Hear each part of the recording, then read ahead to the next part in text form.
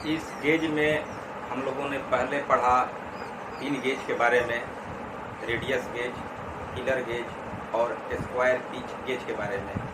अब हम जानेंगे वायर गेज के बारे में। वायर गेज एक स्टील की 3 मिलीमीटर मोटी प्लेट होती है जिसकी परिधि पर विभिन्न नाप और व्यास के खांचे बने होते हैं। इसका प्रयोग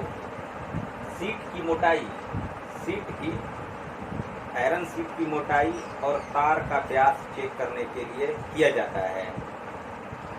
इस गेज के प्रत्येक खांचे पर मिलीमीटर और नंबर अंकित होते हैं जिससे गेज और शीट की मोटाई पता किया जाता है। इस प्रकार वायर गेज से शीट की मोटाई और तार का व्यास नापा जाता है। अगला गेज है बेवल गेज। बेवल गेज का प्रयोग किसी विशेष कोण में बने जॉब को अधिक मात्रा में चेक कर सकते हैं। एक साथ यदि बहुत सारे जॉब बने हुए हैं या पार्ट्स बने हुए हैं, उसके एंगल को जांच करने के लिए बेवल गेज का प्रयोग किया जाता है। बेवल गेज में हमारा 2 प्रकार का गेज होता है। पहला है यूनिवर्सल गेज। इसमें एक ब्लेड और एक स्टॉक होता है जिसको एक स्क्रू और नट की सहायता से दोनों ब्लेड को आपस में जोड़ दिया जाता है। किसी भी एंगल में स्टॉक और ब्लेड को किसी भी एंगल में सेट करने के लिए स्क्रू को ढीला करके हम इसे सेट कर सकते हैं। इस प्रकार मास प्रोडक्शन में बहुत सारे पार्ट्सों को चेक करने के लिए यूनिवर्सल गेज का प्रयोग किया जाता है। बेवल गेज में ही हमारा दूसरा गेज है कॉम्बिनेशन बेवल गेज। इसमें स्टॉक और ब्लेड के साथ एक और ब्लेड लगा होता है जिसको उप ब्लेड के नाम से हम जानते हैं। इसमें एक साथ 2 एंगल सेट किया जा सकता है। इसके और इसके द्वारा इसको सेट कर सकते हैं, इसके और इसके द्वारा इसको सेट कर सकते हैं। दोनों में स्क्रू लगा होता है। ये स्क्रू है, स्क्रू लगा होता है। स्क्रू को ढीला करके हम दोनों ब्लेड को किसी भी एंगल में सेट कर सकते हैं और मास प्रोडक्शन में जॉब या पार्ट्स को चेक किया जा सकता है। इस प्रकार बेवल गेज में हमारा 2 गेज होता है। पहला यूनिवर्सल बेवल गेज और दूसरा कॉम्बिनेशन बेवल गेज। इन दोनों से पार्ट्स के कोणों को चेक किया जाता है। अब अगला गेज है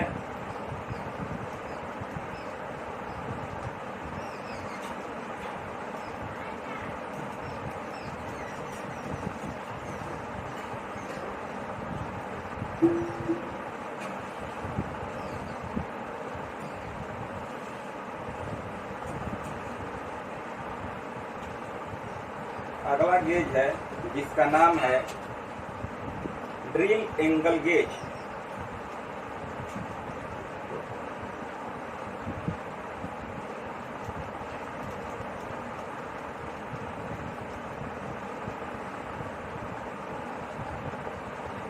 ड्रिल एंगल गेज ड्रिल के द्वारा अधिक प्रयोग करने के बाद ड्रिल का कटिंग एज या लीक क्लियरेंस घिस जाता है, जिसके कारण हमारा ड्रिल अच्छे से काम नहीं करता है। उस स्थिति में ड्रिल को ग्राइंड करके फिर से ठीक किया जाता है। तो ग्राइंड करते समय ड्रिल के कटिंग एज को चेक करना आवश्यक होता है। ड्रिल का कटिंग एंगल आपका होता है 118 डिग्री। ड्रिल का कटिंग एज का कटिंग एंगल होता है 118 डिग्री। तो ग्राइंड करते समय हमें यह जानकारी होना चाहिए कि ड्रिल का कटिंग एंगल जो है वह 118 डिग्री होना आवश्यक है, तभी आपका ड्रिल अच्छे से काम करेगा। उस स्थिति में ग्राइंडिंग करते समय ड्रिल को चेक करने के लिए हम ड्रिल एंगल गेज का प्रयोग करते हैं, जिससे हमें यह पता चलता है कि ड्रिल का कटिंग एंगल किस एंगल में बना।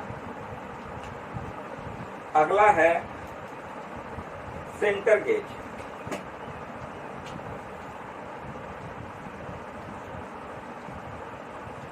सेंटर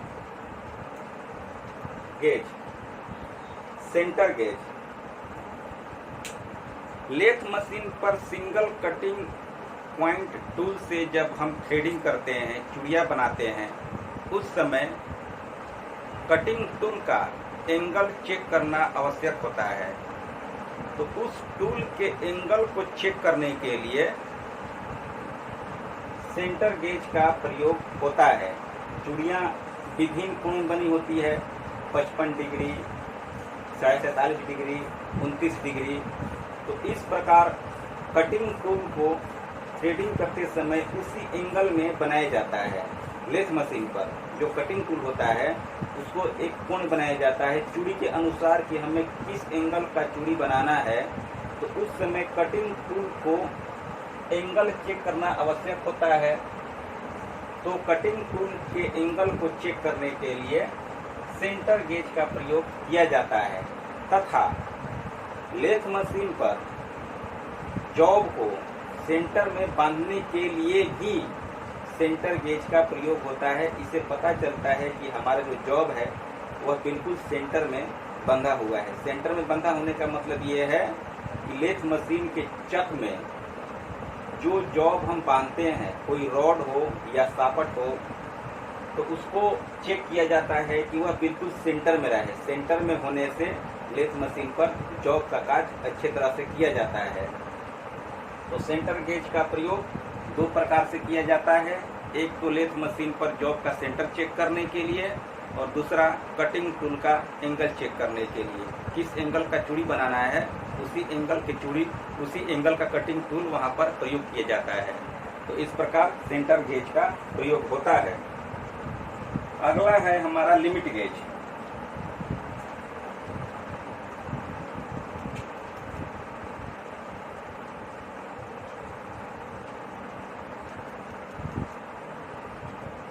लिमिट गेज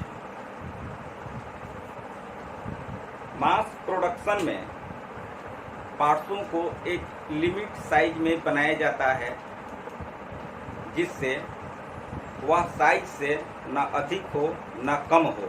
तो उसमें एक लिमिट होता है कि इस लिमिट में ही हमारा जॉब बने। उसके लिए जिस गेज का प्रयोग किया जाता है उसका नाम है लिमिट गेज। इस प्रकार लिमिट गेज में बहुत सारे गेज आते हैं, जिसमें पहला है आपका स्नैप गेज।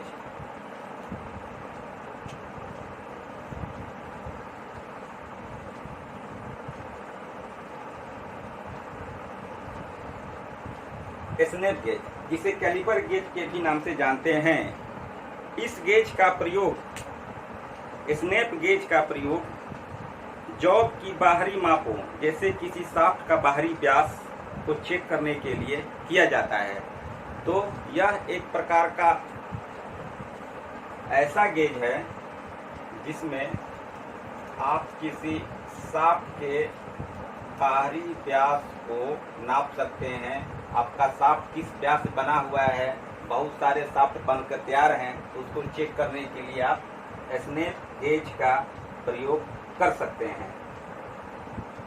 इसके आगे स्नैप गेज में बहुत सारे गेज हैं, जिसको हम विस्तार से अगले क्लास में बताएंगे।